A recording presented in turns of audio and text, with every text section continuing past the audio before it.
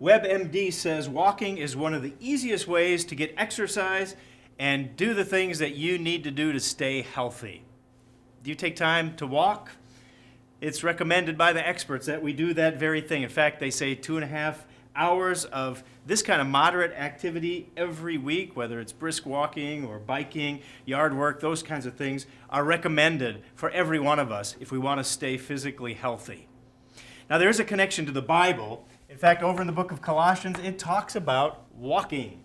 Colossians 1, verse 10, it says this thing, that you may walk worthy of the Lord, fully pleasing Him, being fruitful in every good work and increasing in the knowledge of God.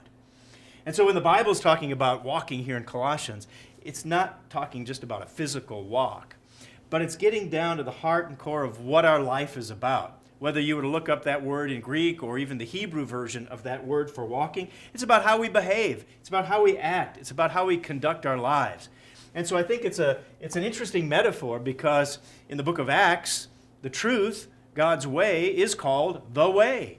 And we're going to walk in the way. We're going to conduct our lives according to what God's standard is.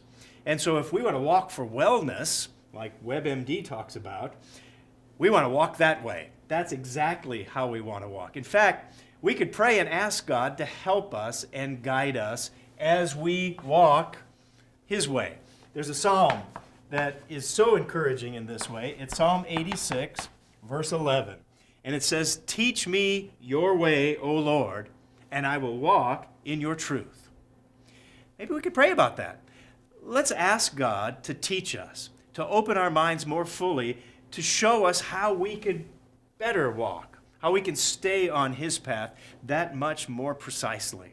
Let's pray about that and ask God to direct us and open our minds so that we're not only healthy physically, but most importantly, that we are walking for spiritual wellness.